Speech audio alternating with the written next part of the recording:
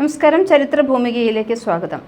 പശ്ചിമേഷ്യ ഇപ്പോൾ കുറച്ചു നാളായി തന്നെ ലൈംലൈറ്റിൽ തന്നെ നിൽക്കുകയാണ്. പലവിധ യുദ്ധങ്ങളുടെയും പോരുകളുടെയും എല്ലാം കഥകൾ പശ്ചിമേഷ്യയിൽ പറയുന്നുണ്ട്. ഇതിനൊപ്പം തന്നെ ഏറ്റവും പ്രധാനപ്പെട്ട ഒന്നാണ് അവിടുത്തെ എണ്ണ ശേഖരത്തിൻ്റെതായ ഒരു കഥ.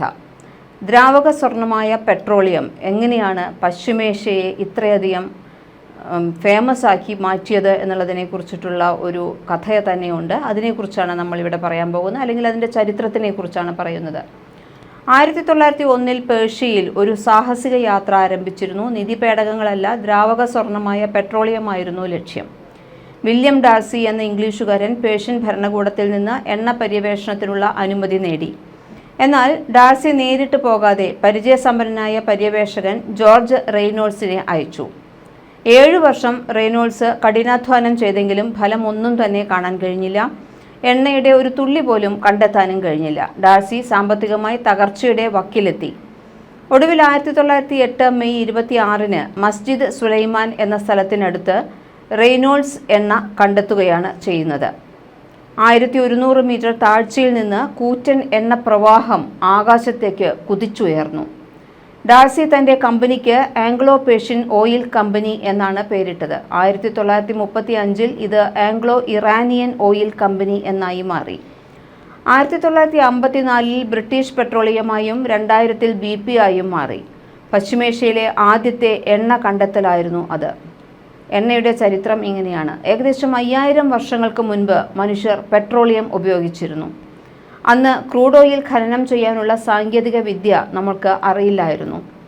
പ്രകൃതിദത്തമായി എണ്ണ കിട്ടുന്ന സ്ഥലങ്ങളെയാണ് ആശ്രയിച്ചിരുന്നത്. ഇറാഖിലെ ഹിറ്റിലായിരുന്നു ആദ്യത്തെ എണ്ണ ഉറവിടം.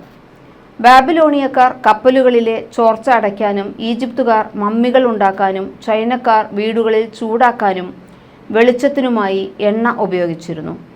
1854 മണ്ണെണ്ണ കണ്ടുപിടിച്ചതോടെ പെട്രോളിയത്തിൻ്റെ മൂല്യം വർദ്ധിച്ചു.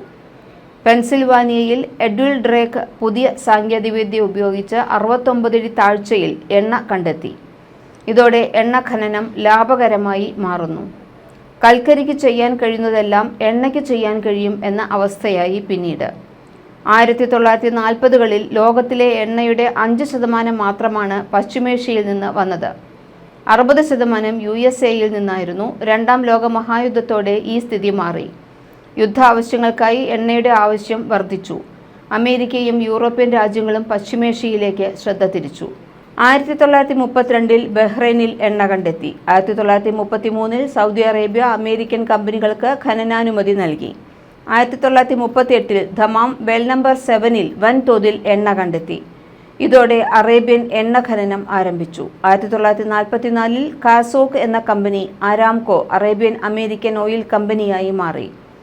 റോക്ക്ഫെല്ലർമാരുടെ സ്റ്റാൻഡേർഡ് ഓയിലും എക്സോൺ മൊബൈലും പങ്കാളികളായി. മരുഭൂമിയിൽ എണ്ണ കണ്ടെത്തുന്നത് ശ്രമകരം തന്നെയായിരുന്നു. സീസ്മിക് മാപ്പിംഗ് പോലുള്ള പുതിയ സാങ്കേതിക വിദ്യകൾ ഉപയോഗിക്കേണ്ടി വന്നു. 1940കളിൽ എണ്ണപ്പാടങ്ങൾ സൈനിക ലക്ഷ്യങ്ങളായി മാറി. 1944 പശ്ചിമേഷ്യയിൽ 25 ബില്യൺ ബാരൽ ക്രൂഡ് ഓയിൽ ഉണ്ടെന്ന് റിപ്പോർട്ട് വന്നു. 7 കമ്പനികൾ ആഗോള എണ്ണ വ്യവസായം നിയന്ത്രിച്ചു. എന്നാൽ ലാഭത്തിൻ്റെ 50% പാശ്ചാത്യ കമ്പനികൾക്ക് പോകുന്നതിൽ ഗൾഫ് രാജ്യങ്ങൾക്ക് അതൃപ്തിയുണ്ടായി. 1950കളിൽ ഇറാൻ എണ്ണ വ്യവസായം ദേശസാൽക്കരിക്കാൻ ശ്രമിച്ചു. 1959 പാശ്ചാത്യ കമ്പനികൾ എണ്ണവില കുറയ്ക്കാൻ ശ്രമിച്ചു. ഇതിനെതിരെ 1960 Iran, Iraq, Kuwait, Saudi Arabia, Venezuela എന്നീ രാജ്യങ്ങൾ ചേർന്ന് ഒപെക് രൂപീകരിച്ചു. 1970കളിൽ എണ്ണ കമ്പനികളുടെ പൂർണ്ണ നിയന്ത്രണം ഏറ്റെടുക്കാൻ ഒപെക് ശ്രമിച്ചു. 1973 ഇസ്രയേൽ അറബ് യുദ്ധത്തിൽ പാശ്ചാത്യ രാജ്യങ്ങൾ ഇസ്രയേലിനെ പിന്തുണച്ചപ്പോൾ അറബ് രാജ്യങ്ങൾ എണ്ണ വിതരണം നിർത്തി. വില 300% വർദ്ധിച്ചു. 1974 സൗദി അറേബ്യ അരാംകോയുടെ 60% ഏറ്റെടുത്തു. 1980 പൂർണ്ണമായും ദേശസാൽക്കരിച്ചു. ഇറാനിയൻ വിപ്ലവവും ഈ സമയത്താണ് നടക്കുന്നത്. എണ്ണ പശ്ചിമേഷ്യൻ രാജ്യങ്ങളുടെ സമ്പദ് വ്യവസ്ഥയെ മാറ്റിമറിച്ചു. വലിയ വികസന പദ്ധതികൾ നടപ്പിലാക്കി. എന്നാൽ വിദേശ ശക്തികളുടെ ഇടപെടൽ രാഷ്ട്രീയ പ്രശ്നങ്ങൾക്ക് കാരണമായി. യുദ്ധങ്ങൾ നടന്നു. സ്വേച്ഛാധിപത്യ ഭരണകൂടങ്ങൾ നിലവിൽ വന്നു. ഇത് എണ്ണയുടെ ഉപയോഗം കുറയ്ക്കാനുള്ള ശ്രമങ്ങൾ നടത്തി. പശ്ചിമേഷ്യ പുതിയൊരു ഭാവിക്കായി തയ്യാറെടുക്കുകയാണ് ഇപ്പോൾ. കൂടുതൽ കഥകളുമായി വീണ്ടും വരാം. ചരിത്രഭൂമിക സബ്സ്ക്രൈബ് ചെയ്യൂ.